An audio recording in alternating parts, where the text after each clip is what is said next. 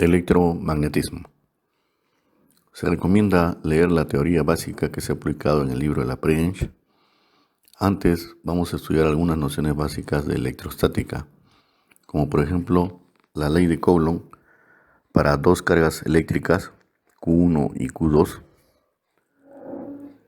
Aplicando esta ley se cumple que la fuerza de atracción o de repulsión entre las cargas eléctricas es igual a la constante Coulomb K por el producto de las cargas eléctricas Q1 por Q2 dividido entre la distancia que los separa elevado al cuadrado. En el libro pues se indica qué significa F, la fuerza de atracción o de repulsión entre las cargas eléctricas. La constante de Coulomb se va a emplear como 9 por 10 a la 9 newton por metro cuadrado entre Coulomb al cuadrado. Y D, que es la distancia de separación entre las cargas, se debe dar en metros. Se va a trabajar en el sistema internacional de unidades. Luego hay que tener nociones básicas de qué cosa es un campo eléctrico. Es aquel espacio que rodea una carga eléctrica y que está conformado por materia en estado disperso. Es invisible, pero se verifica su presencia cuando se observan fuerzas eléctricas de atracción o de repulsión interactuando con otros cuerpos. Luego, tenemos que saber cómo hallar la intensidad del campo eléctrico. En pantalla figura la fórmula. E viene a ser la intensidad del campo eléctrico y es igual a la fuerza que actúa sobre la carga dividido entre la carga puntual o la carga de prueba. En el libro se indica pues el significado de cada una de estas variables, qué cosa significa E mayúscula, qué significa F mayúscula y qué significa Q. Los vectores fuerza y el vector E, que me representa la intensidad del campo eléctrico, tendrán la misma dirección si la carga Q es positiva. Luego hay que estudiar lo que es el campo eléctrico en una carga puntual. Este campo eléctrico E va a ser igual a K, que es la constante de Coulomb, multiplicado por el valor absoluto de la carga eléctrica dividido entre la distancia elevado al cuadrado. Está indicando el significado de K, el significado de Q mayúscula y la distancia entre las cargas Q mayúscula y la carga Q sub 0, que es la carga puntual o carga de prueba. Hay que saber la definición de campo magnético. De la misma manera que las cargas eléctricas, los imanes generan un campo magnético a su alrededor en el cual se manifiestan fuerzas magnéticas. Aquí, por ejemplo, una carga magnética se va a representar con la letra Q minúscula y un asterisco en la parte superior.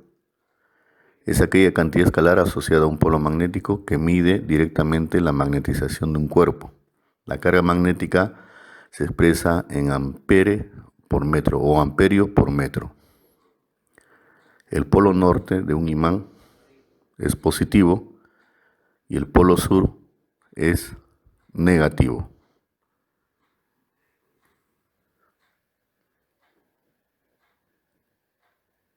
Hay que saber utilizar la ley de Coulomb entre polos magnéticos. Dos polos del mismo nombre se repelen y de nombres diferentes se atraen. Y esta fuerza se calcula, como ustedes ven, en la misma ley de Coulomb para cargas eléctricas. En este caso la fuerza F es la fuerza magnética, que es igual a la constante magnética Km, multiplicado por las cargas magnéticas Q1 y Q2, dividido entre la distancia que los separa elevado al cuadrado. Se indica en el libro pues el significado de cada una de estas variables. Km es la constante magnética de Coulomb, que en el vacío o en el aire va a ser igual a 10 a la menos 7 newton entre amperio elevado al cuadrado. La distancia entre las cargas magnéticas se tiene que dar siempre en metros. Luego, para hallar el campo magnético o inducción magnética, tenemos que B es el campo magnético que se da en Tesla en el sistema internacional. Va a ser igual a la fuerza F dividido entre la carga magnética Q con su asterisco en la parte superior. Los vectores B y F tendrán la misma dirección si la carga magnética Q es norte. Luego hay que conocer la fórmula para hallar el campo magnético en una carga puntual. El campo magnético, representado por la letra B mayúscula, es igual a la constante magnética multiplicado por la carga Q mayúscula, es la carga magnética puntual, dividido entre la distancia elevado al cuadrado. D entonces viene a ser la distancia del polo hacia el punto donde se mide el campo. Ya con estas nociones previas podemos trabajar en electromagnetismo, en donde una corriente eléctrica genera un campo magnético en el espacio que lo circunda. Será posible entonces invertir el proceso y producir una corriente eléctrica por medio de un campo magnético.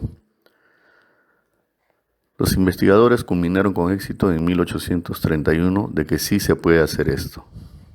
Entre ellos tenemos pues al físico inglés Michael Faraday, ¿no? Y otros físicos como J. Henry y el ruso H. Lenz, ¿no? Que descubrieron casi simultáneamente que es posible originar una corriente eléctrica variable con un campo magnético variable.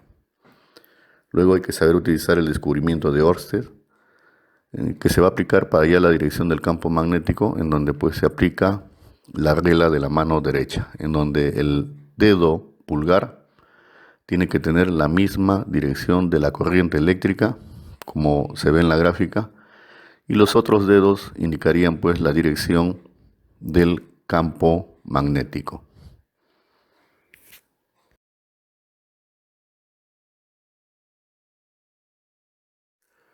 En electromagnetismo vamos a emplear la ley de Biot-Savart-Laplace.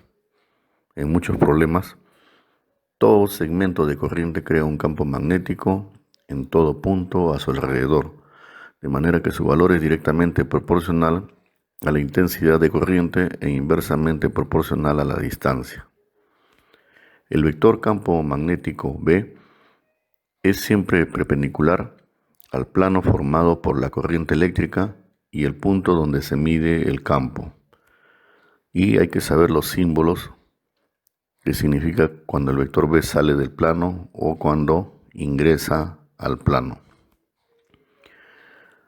Debemos memorizar la fórmula para hallar el campo magnético creado por un segmento de corriente eléctrica, según la gráfica que se muestran en los problemas.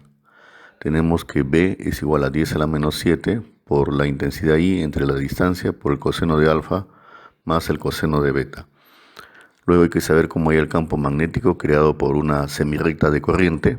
B es igual a 10 a la menos 7 multiplicado por la intensidad I entre la distancia D, que siempre es perpendicular a la semirrecta de corriente eléctrica. Luego hay que saber la fórmula para hallar el campo magnético creado por una corriente rectilínea infinita. Esto es igual a 2 por 10 a la menos 7 multiplicado por la intensidad I dividido entre la distancia. Hay que saber también la fórmula para hallar el campo magnético creado por el centro de un polígono regular, ¿no? En este caso, en la fórmula, AP viene a ser el apotema y N el número de lados del polígono. También hay que conocer la fórmula para hallar el campo magnético creado por una espira circular en el punto del eje y en el centro de la espira circular, en donde X va a ser igual a 0. Hay que memorizar algunas fórmulas como el campo creado por un arco de corriente eléctrica, cómo se halla el campo creado por un solenoide, en donde N viene a ser el número de espiras, N minúscula la densidad de espiras, L es la longitud de la bobina, N minúscula es igual a N mayúscula dividido entre L, y mu sub 0 viene a ser la permeabilidad del vacío, que es igual a 4pi por 10 a la menos 7 Tesla por metro dividido entre amperio. Y conocer cómo se halla el campo creado por un toroide. Todo esto se repasa del libro que se ha publicado para la PREEMCH.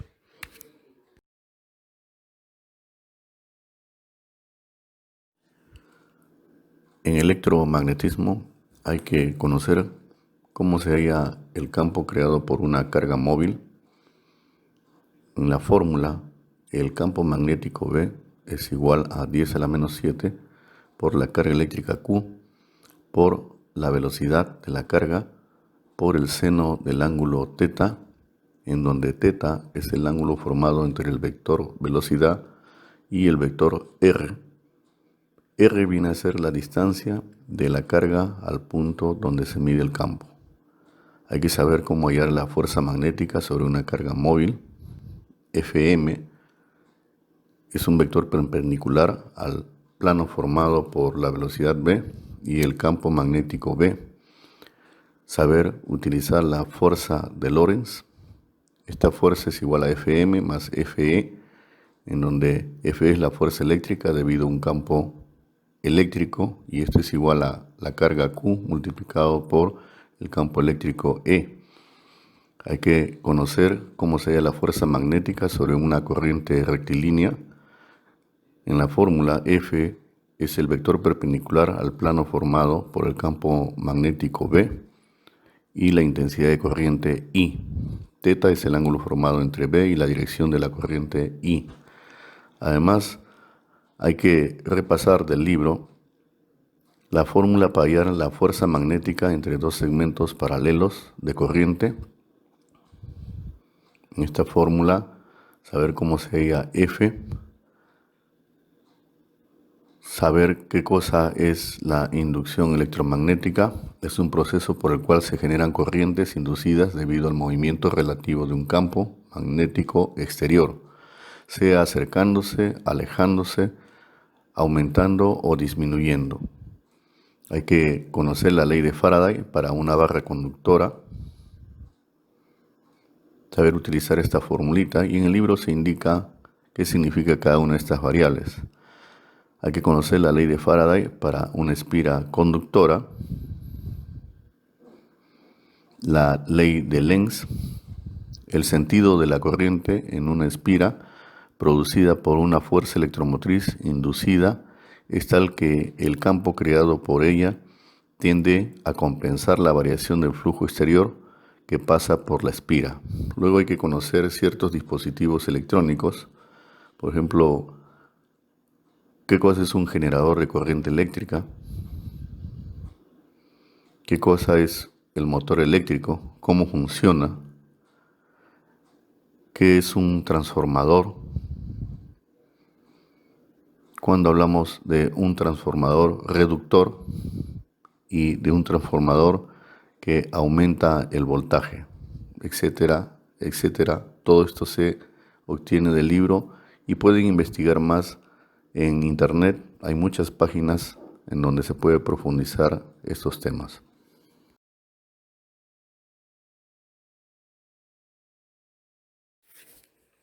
Problema número 1 sobre fuerzas electrostáticas entre dos cargas. Según este problema, dos esferas pequeñas conductoras al principio se atraen mutuamente, ya que una es positiva y la otra es negativa. Graficamos la fuerza de atracción F21. Esta fuerza proviene de la carga 2 y va dirigida hacia la carga 1. Luego graficamos la fuerza de atracción F12. Esta fuerza proviene de la carga 1 y va dirigida hacia la carga 2. La carga Q1 es igual a más 20 microcoulomb y la carga Q2 es igual a menos 30 microcoulomb. Estas cargas se atraen mutuamente, se tocan por cierto tiempo y al unirse se produce entre ellas la transmisión de carga eléctrica. Después de cierto tiempo, ambas cargas tendrán la misma carga Q mayúscula. Entonces hacemos una representación gráfica donde al inicio estas cargas tienen contacto y al final se transforman en dos cargas iguales, Q mayúscula para cada uno. Vamos a hallar el valor de Q mayúscula usando el principio de conservación de cargas eléctricas. Se cumple que la carga inicial es igual a la carga final. La carga inicial viene a ser la suma de la carga Q1 más la carga Q2. Y en el segundo miembro de la ecuación tenemos la carga final, que sería la suma de Q mayúscula más Q mayúscula. Reemplazando valores, tenemos que Q1 es igual a más 20 microcoulomb, Q2 es menos 30 microcoulomb. En el segundo miembro sumamos y nos va a quedar 2Q mayúscula. Al final se encuentra que Q mayúscula es igual a menos 5 microcoulomb. Como estas dos cargas son negativas, se repelen. Se van a separar una distancia de 0,1 metros. Hacemos la gráfica en donde se nota pues que estas cargas se separan debido a que tienen el mismo signo. Graficamos la fuerza de repulsión F21. Esta fuerza proviene de la carga 2, va dirigida hacia la carga 1. Y la fuerza de repulsión F12. Esta fuerza proviene de la carga 1 y va dirigida hacia la carga 2. Están separados a una distancia de 0,1 metros. Y el valor de estas cargas son iguales a menos 5 microcoulomb. Hay que saber que micro es un prefijo cuyo valor es 10 a la menos 6. Entonces Q1 se puede escribir como menos 5 por 10 a la menos 6 coulomb. Y Q2 también se puede escribir como menos 5 por 10 a la menos 6 coulomb.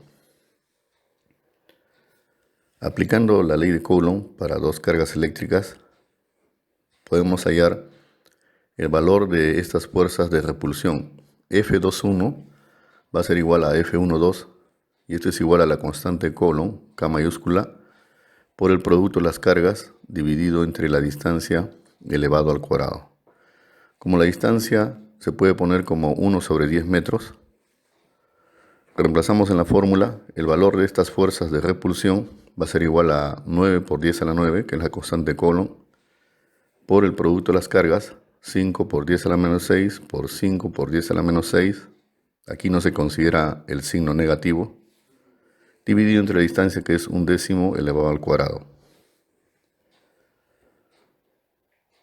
Operamos y el valor de estas fuerzas va a ser igual a 9, 5 por 5 nos va a dar 25, por 10 a la 9, por 10 a la menos 12, y del denominador vamos a obtener un 10 al cuadrado que pasa al numerador como 10 elevado al cuadrado.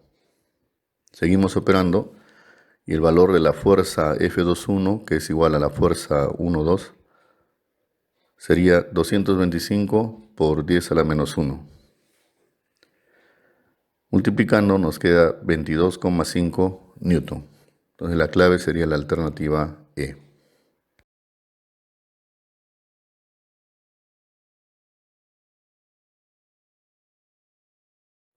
Problema número 2 sobre fuerzas entre cargas eléctricas.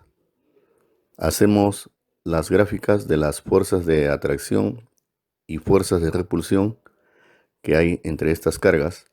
Tenemos dos cargas positivas de color rojo y una carga negativa de color negro. La carga Q1 es positiva, tiene un valor de más 150 microcoulomb. La carga Q2 es positiva, tiene un valor de más 40 microcoulomb. Y la carga Q3 es negativa y tiene un valor de menos 60 microcoulomb. Ahora vamos a graficar las fuerzas que actúan sobre cada carga. En la carga 1 graficamos la fuerza de repulsión F21. ¿Cómo se interpreta esto?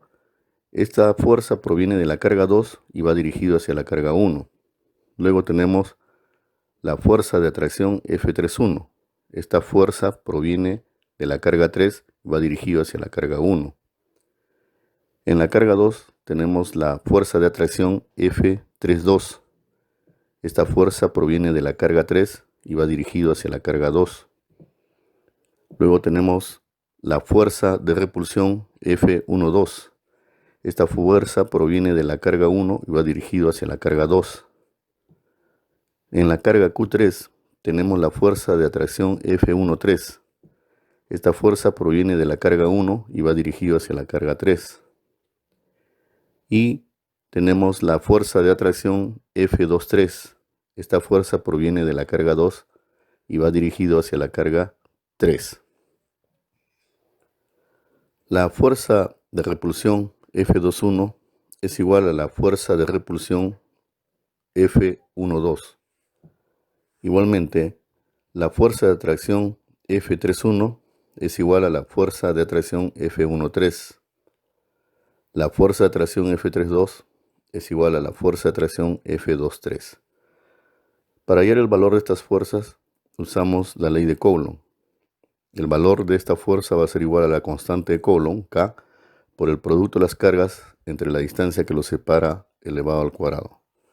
Calculando cada fuerza, la fuerza F12, por ejemplo, que es una fuerza de repulsión, va a ser igual a la constante de Coulomb, que es 9 por 10 a la 9, por el producto de las cargas. Tenemos que reemplazar el valor de la carga 1, que es 150 por 10 a la menos 6, y la carga 2, que es 40 por 10 a la menos 6. Este 10 a la menos 6 viene a ser micro. Todo se divide entre la distancia, que es 1 elevado al cuadrado. Operando se obtiene 54 newton. Luego hallamos la fuerza 1,3, que es una fuerza de atracción.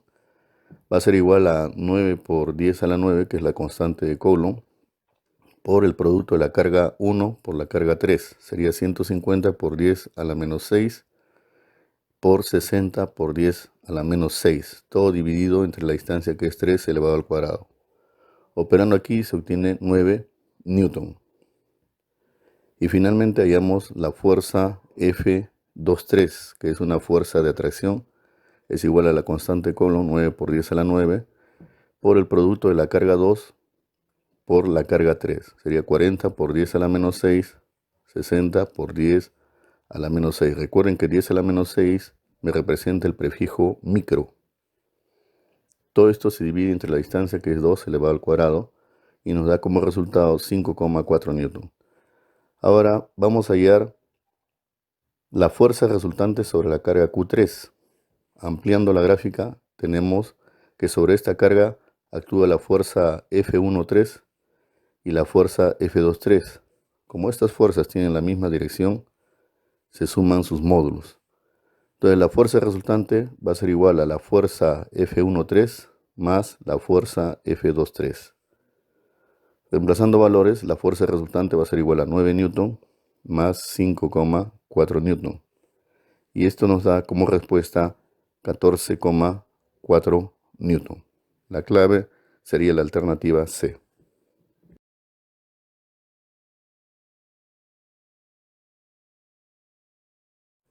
Problema número 3 sobre el campo eléctrico. Hacemos la gráfica. Se tiene una carga puntual que crea un campo eléctrico. Debemos hallar la intensidad del campo eléctrico a una distancia de 80 centímetros. Eso lo ponemos como 0,8 metros. En el punto B, el campo eléctrico va a ser igual a la constante Coulomb K por el valor absoluto de la carga eléctrica Q entre la distancia, que sería 8 entre 10 elevado al cuadrado.